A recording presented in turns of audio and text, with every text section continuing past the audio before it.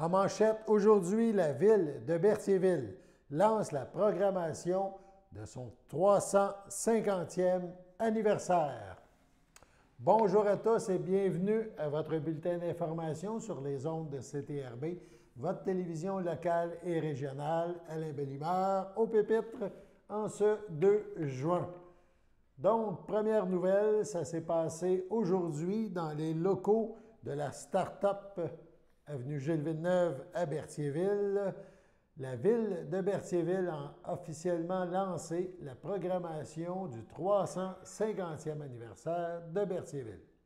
Ça s'est donc déroulé ce matin et devant des invités et des responsables d'organismes qui participent aux activités du 350e, on a présenté donc une programmation variée. Il y en aura pour tous les goûts. Dans un premier temps, on écoute, entre autres, le maire de Berthierville et la directrice des loisirs nous parler de l'ensemble de ces événements. On reviendra là, événement par événement, un petit peu plus tard dans le bulletin. Donc, merci, bonjour et bienvenue, chers invités. Dans le fond, Mme Gauvreau-Leblanc a bien, je pense, nommé tous les invités principaux, puis les gens avec qui on travaille, puis avec qui, surtout, on était fiers de s'associer pour l'événement. Donc, Mme Noël, Mme Laporte, encore une fois, M. Farlier, M. Picard et tous les membres des organismes. C'est avec fébrilité, beaucoup de joie que dans le fond, qu'on vous accueille ici, à la boîte à start-up. Pour moi, c'est une place inspirante. Alors, quand il a été le temps de faire une conférence de presse, j'ai insisté un peu. C'est beau, c'est stimulant. Et à Berthier, je pense qu'on a besoin de ça. On a besoin de beauté, on a besoin d'être stimulé, on a besoin d'être dans un endroit où on peut imaginer, créer. Et ici, c'est un petit peu l'endroit idéal pour ça, la création, les nouvelles entreprises, la mise en marché, et ainsi de suite. C'est un petit peu l'idée derrière toute la nouvelle philosophie, si vous voulez, du conseil et de la ville. Premièrement, depuis novembre, okay, pour ceux qui ont organisé, M. Goulet pourra en témoigner, un 350e, ça s'organise, ça prend du temps. Bien, nous, ça fait 6 mois seulement qu'on travaille là-dessus avec le nouveau conseil. Et pour ça, bien, je dois absolument remercier mon conseil qui a décidé d'embarquer. Puis quand je dis embarquer dans l'aventure, c'est qu'on a décidé d'être les porteurs du projet.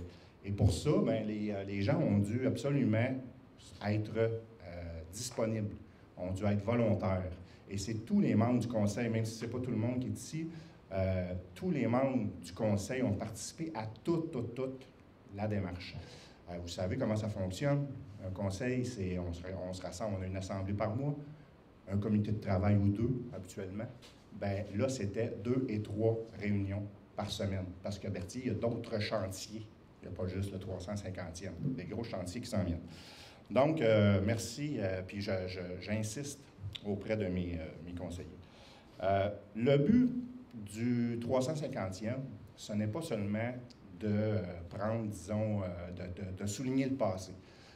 350 ans, oui, on peut faire référence au passé. En 350e, il s'en est passé des choses ici. Quand on pense que Québec a fêté ses 400 ans il n'y a pas si longtemps, bien nous, on fête notre 350e. Mais nous, notre philosophie alentour de ça, c'est plutôt de fêter pour l'avenir, d'apporter peut-être une nouvelle énergie. Alors, c'est de se rassembler. Alors, l'idée, c'était de se rassembler et de redonner un petit peu un esprit communautaire à notre ville. Donc, c'est pour ça que, déjà au départ, on s'est dit, on va impliquer les organismes à but non lucratif.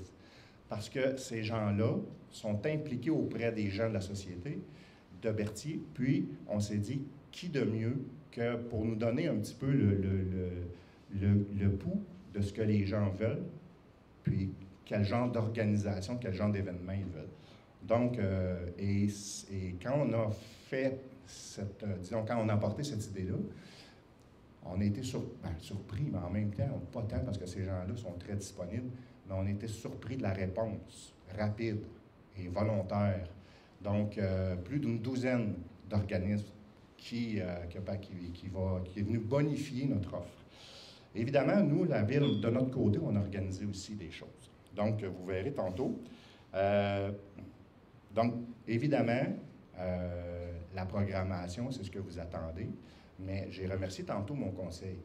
Puis j'ai fait exprès, je n'ai pas remercié tout de suite deux personnes qui sont super importantes à la Ville et dans l'organisation. Premièrement, Mme Dubois, notre directrice générale, qui, oui, vous pouvez l'applaudir. C'est par son leadership, c'est par sa disponibilité. Je veux dire, essayez pas de trouver une directrice générale ou un directeur général plus disponible et plus dévoué. Ça ne se fait pas. OK? Et par son leadership, par sa disponibilité, elle a pris les choses en main. Et tantôt, je parlais de participation, mais au comité, elle est là. Puis elle est là après, elle est là avant, elle est là entre les réunions. Donc, et vous savez qu'à Berthier, encore une fois, il y a d'autres... on a d'autres chats fouettés aussi. Il y a d'autres dossiers. Et évidemment, Marie Gauvreau-Leblanc, la directrice des loisirs et des communications. Je veux dire, si vous allez voir tantôt la programmation, vous allez voir tantôt toute la logistique. À elles deux, elles ont fait en peut-être une semaine ou deux une politique de dons aux organismes qui nous a un peu...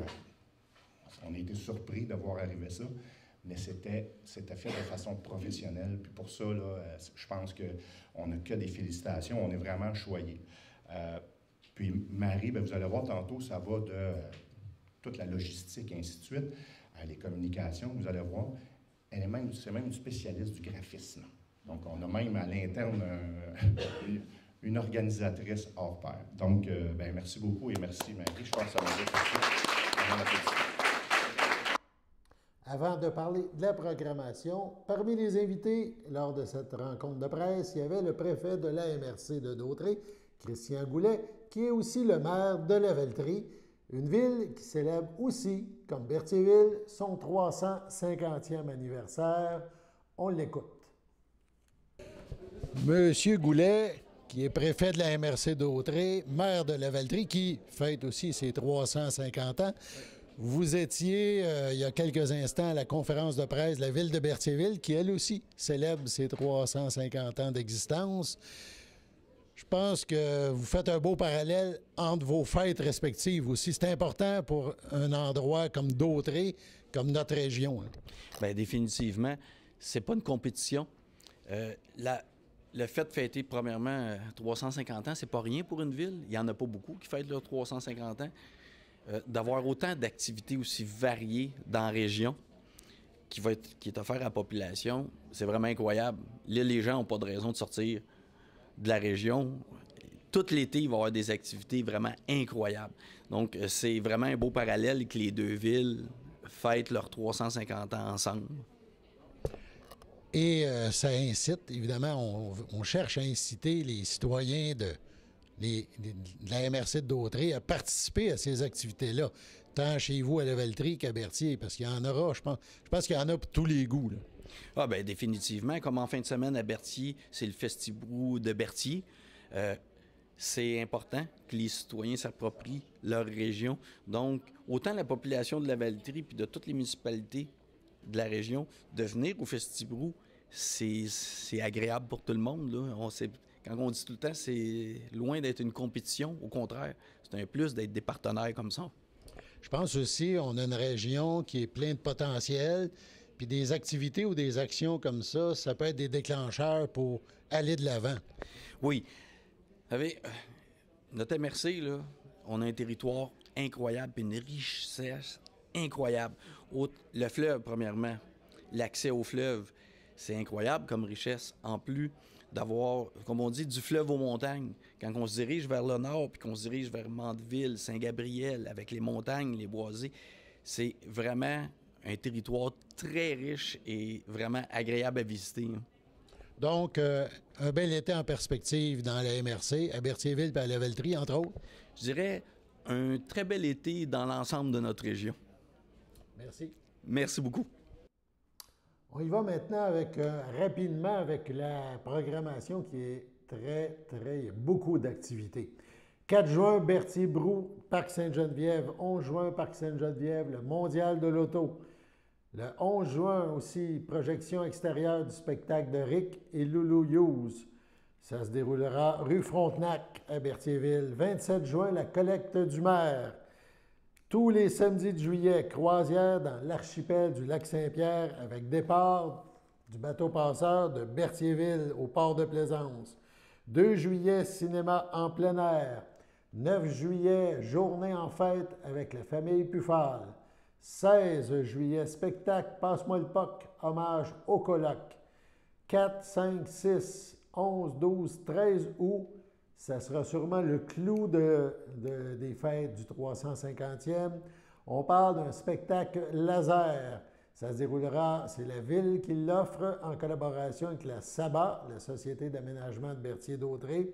Pendant 6 soirées, on vous invite à admirer un concept unique de musique et d'effets laser projetés sur écran naturel. On parle d'ambiance familiale et d'animation interactive. Donc, on en reparle prochainement. 27 août, spectacle Francis de Grandpré et ses invités. On parle d'un festival de soccer aussi, date à confirmer. Septembre, le 3, pique-nique familial, également spectacle extérieur de danse contemporaine. Le 21 septembre, une fête, ça se fête, du Centre d'action bénévole d'Autrey, une grande journée porte ouverte sur le milieu communautaire. 1er octobre, première course familiale organisée par la Maison de la Famille aux 80. 9 octobre, si Berthier m'était compté du Centre d'action bénévole d'Autrey, on prévoit une soirée casino le 22 octobre et les fantômes seront à Berthierville le 29 octobre. Un spectacle d'humour est prévu en novembre. Le concert, un autre événement majeur, le concert de Marc Hervieux à l'église Sainte-Geneviève le 9 décembre. Et il y aura messe de minuit présentée par la Fabrique Saint-Laurent le 25 décembre prochain pour clôturer les événements. Voilà, on en reparle, je pense, tout l'été de ces activités. Il y en aura pour tous les goûts. Sur ce, allons à la pause. Le samedi matin, dès 9h30, nos téléspectateurs sont invités au Super Bingo télévisé diffusé de nos studios de Berthierville. Depuis maintenant une vingtaine d'années, plusieurs adeptes de la télévision régionale se sont partagés un montant de 600 $ disponible chaque semaine lors de cette joute de bingo télévisé. Un animateur et 3 bénévoles se succèdent à la caméra dans le but de vous faire passer une petite heure agréable et payante le samedi matin. On peut se procurer les cartes de jeu chez les dépositaires autorisés participants, c'est-à-dire à Berthierville, le dépanneur Formule 1 rue Gilles Villeneuve, le marché IGA Extra sur la rue Gabrielle Brissette, le marché Métro rue Notre-Dame, la pharmacie Proxime rue Frontenac, le garage Pétroté sur la rue Gilles Villeneuve et à Saint-Ignace-de-Loyola, le marché Aldo rang Saint-Michel, le dépanneur Le Magasin Esso sur le chemin de la Traverse. C'est un rendez-vous tous les samedis matins à 9h30 sur les ondes de CTRB, votre télévision régionale et communautaire.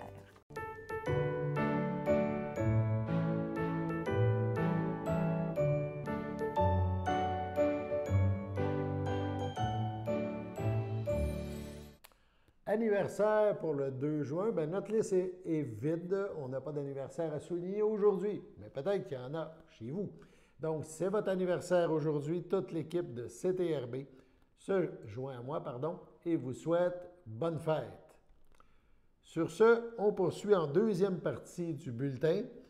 Donc, avec l'été qui arrive et le beau temps qui revient, c'est aussi la saison des vendeurs itinérants. Ça aussi, ça revient annuellement. À ce niveau, on écoute Caroline Séguin de l'ACEF Lanaudière nous parler de ce type de vente. On l'écoute. Je suis accompagnée de Caroline Séguin. Bonjour Caroline. Bonjour. Merci de venir nous parler aujourd'hui. Et on va aborder un sujet qu'avec l'arrivée du beau temps qu'on a un petit peu et les belles journées ensoleillées, je pense que c'est. On parlait des pissenlits, mais il y a la vente itinérante aussi qui réapparaît, là, le fameux colporteur, le fameux porte-à-porte. Peux-tu nous parler un petit peu de ce type de vente-là et c'est quoi nos droits, c'est quoi qu'est-ce qu'on peut faire par rapport à ça? Oui, ben, en fait, c'est ça, hein, avec le beau temps, on est plus sollicité. Donc, pour la vente itinérante comme telle, il y a 3 facteurs qu'il faut considérer pour parler de vente itinérante. D'abord, il faut que ce soit un commerçant, un vendeur qui vend soit un produit ou des services. Donc, en partant, il faut qu'il y ait une vente de quelque chose.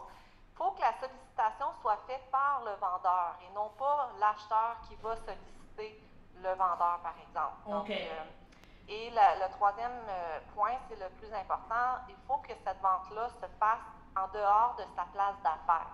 Donc, si la personne, le vendeur, va chez vous, il n'est pas à ses bureaux. Donc, là, à ce moment-là, qui vous vend un produit, c'est lui qui vous a sollicité. Ce n'est pas à votre demande. Là, oui, on est en présence de vente itinérante. Et puis, il y a différentes choses qu'il faut faire attention parce que nous autres, on reçoit plusieurs appels à la CEF de gens qui ont eu quelques problèmes.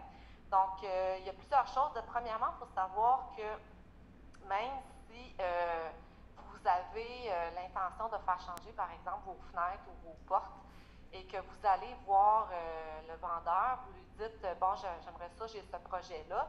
Si le vendeur vient chez vous, prend les mesures et tout ça, et conclut le contrat chez vous, dans ces cas-là de porte-fenêtre, d'isolant thermique, la couverture ou le revêtement extérieur de la maison, c'est considéré comme la vente itinérante si le contrat se fait chez vous. Même s'il y a une place d'affaires.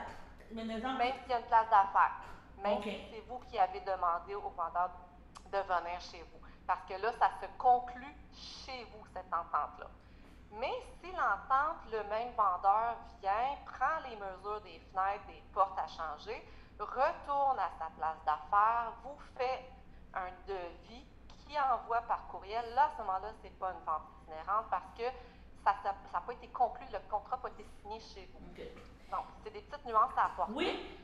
C'est important de savoir, oui. Vas-y. La question, c'est justement, ça m'a vraiment influencé sur le type de contrat et le type de recours à la limite par la suite? OK.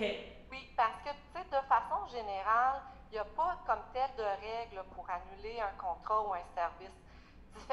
Dépendamment du type de contrat qu'on a ou des services, là, la loi peut changer, puis les recommandations sont changées. Dans ce cas-ci, quand on parle de vente itinérante, on a 10 jours pour annuler, sans raison, sans rien. Là, on décide qu'on annule, qu'on change d'idée, c'est correct. Donc, on a 10 jours à partir du moment où on a notre copie de notre contrat. Donc, ça, c'est 10 jours ouvrables. Donc, fin de semaine, jour férié, ça ne compte pas dans les 10 jours. Okay. Et puis là, à ce moment-là, c'est pour ça que nous, à la CEF, on recommande beaucoup aux gens de ne pas donner d'argent et de ne pas accepter les travaux avant le 10 jours. Parce qu'on ne sait pas, on peut être bien sûr de notre coup, puis finalement, on change d'idée parce qu'il arrive une bad luck, quelque chose, puis finalement, notre argent, on veut le mettre ailleurs. Donc, très important, pas donner d'argent, puis pas accepter de travaux avant les 10 jours. Et il y a aussi d'autres cas. Si, par exemple, on vous avait promis que votre asphalte allait être refaite pour telle date et on ne le fait pas, bien, 30 jours après, si vous n'avez toujours pas eu votre asphalte, vous avez d'autres recours. C'est sûr que c'est ça, oui, c'est important de savoir avec quel type de contrat qu'on a à faire parce que les recours ne sont pas les mêmes, les délais ne sont pas les mêmes, les règles ne sont pas les mêmes. Donc, c'est pour ça que c'est important. Puis, une autre chose aussi qu'on voit souvent, donc c'est déjà arrivé à la CEF, c'est que, par exemple, pour des thermopompes, okay? Oui. Quand c'est l'asphalte, quand c'est la toiture, ça, on sait tous que c'est le propriétaire d'habitude qui paye. Ouais. Mais quand c'est une thermopompe, si on est locataire, des fois, on peut être tenté de dire « Hey, j'aimerais ça, moi, cet été, avoir un petit peu d'air frais. » Mais il y a des subventions, des fois, qui sont offertes des subventions par le gouvernement ou différents organismes pour ça. Mais si vous êtes locataire, la subvention ne s'appliquera pas à vous. C'est ça.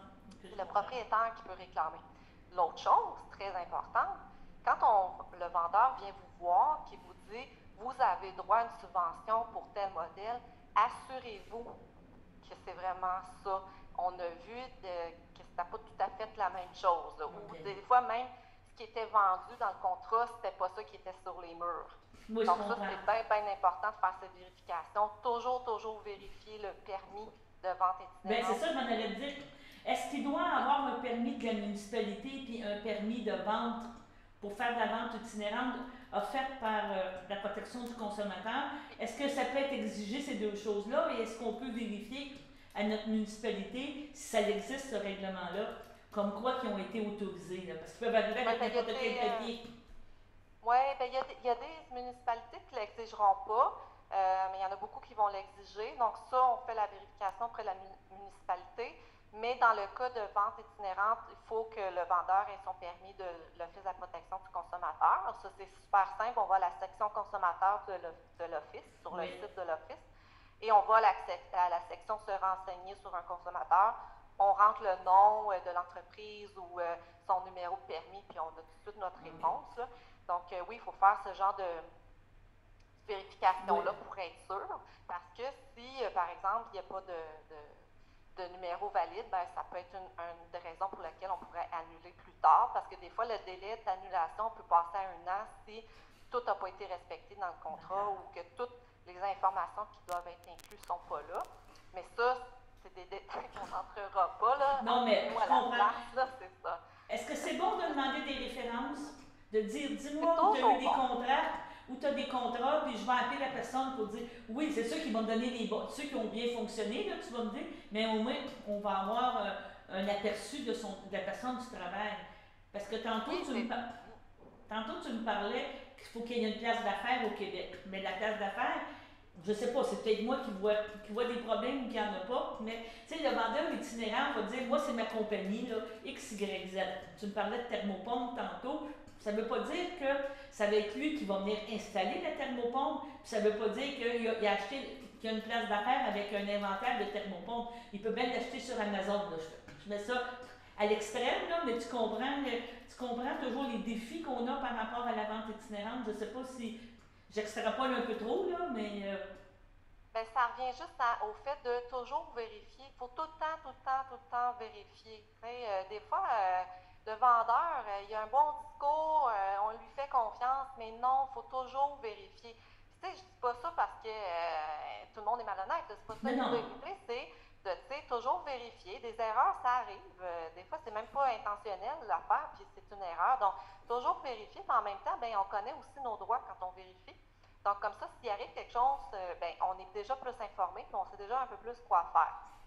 Donc, toujours vérifier, puis quand on parle, bon là, c'est thermopompe, ça va pour le commerçant vérifier son permis de vente itinérante, mais dans d'autres cas, comme une toiture ou un revêtement extérieur qu'on change, bien là, il faut vérifier si l'entrepreneur a un permis de la RBQ, donc la Régie des bâtiments du Québec, voir aussi s'ils ont une assurance civile. Si jamais il arrive quelque chose pendant les travaux chez vous, est-ce qu'ils vont être couverts ou vous allez être couverts vous aussi, là? Donc, c'est toutes des petites choses là, qui sont importantes à vérifier quand on... de ne pas se laisser aller sous le coup de l'émotion. Faire nos vérifications. On n'est pas obligé de signer tout de suite. Là. On a le droit de prendre un petit temps pour y penser. Là. Sur ce, allons à la pause.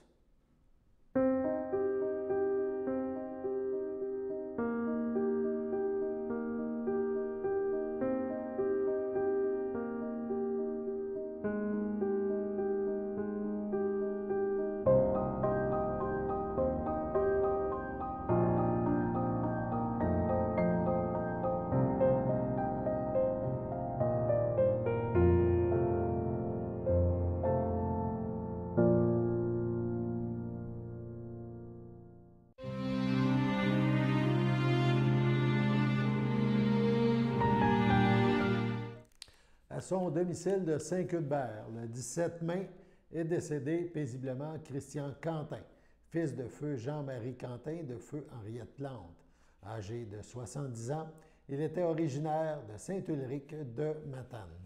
Il laisse dans le deuil ses frères, ses sœurs, Solange, Marielle, Jacques, Bérangère, Claude et Mario, ses belles-sœurs, ses neveux et nièces, de même que son frère de cœur, Daniel, et ses chers amis et amis. Amis garçons et amis filles. Une cérémonie commémorative privée aura lieu ultérieurement. Toute marque de sympathie peut se traduire par un don en sa mémoire à l'organisme qui lui tenait particulièrement à cœur, les Amis de la Chicot de Saint-Cuthbert. Les dons doivent être remis directement à l'organisme via Interac ou par chèque. On donne l'adresse des Amis de la Chicot de Saint-Cuthbert, 1891 rue principale à Saint-Cuthbert, JOK 2CO. Au CHSLD par Phila Ferland, le 28 mai, à l'aube de ses 92 ans, est décédée Mme Denise Frenette, fille de feu Arthur Frenette et de feu Thérèse Descostes, demeurant à Saint-Cuthbert. Elle laisse dans le deuil sa belle-fille, Linda Poirier, ses petits-enfants, sa sœur et ses frères, ainsi que plusieurs autres parents et amis. La dépouille de Mme Denise Frenette ne sera pas exposée. Une cérémonie aura lieu à une date ultérieure. Au centre d'hébergement Dr. Aimé Leduc de Valleyfield, le 29 mai, à 87 ans, est décédée Mme Yvette Melançon, épouse de Jean Houle, demeurant à Berthierville. Elle laisse dans le deuil ses enfants Roger Houle, Manon Ferland, René Houle, Diane Rivet, Sylvie Houle, Clément Primo, Régent Houle, Linda Cadieux, ses petits-enfants Myriam, Roxane, Monica, Amélie, Elena, Liane, Serena et Kiana, ses arrière-petits-enfants Justin, Leilika, Elia, Méliane, Clara, Noah, William et Liam. Ses sœurs, son frère, ses beaux-frères et belles-sœurs, Françoise Melançon, feu Martial Desiel, Marielle Melançon, feu Florent Gilbert, Rosaire Proux, feu Olivette Melançon, Marie-Paul Melançon, Pierre Massicotte, Lucie Melançon, Alain Melançon, Diane Panton, ainsi que plusieurs neveux, nièces, autres parents et amis. La famille, vos témoignages de sympathie peuvent se traduire par des dons pour la Société canadienne du cancer du sein qui seront acceptés au salon. La famille vous accueillera samedi le 4 juin de 19 à 21 h et dimanche le 5 juin de 13 h. Ça se déroulera au complexe funéraire Thériault, 741 rue Notre-Dame à Berthierville. Suivra une liturgie à la chapelle du complexe à 16 h. Mme Yvette Melançon-Houle sera inhumée au cimetière de Berthier à une date ultérieure. Sur ce, on passe à la météo.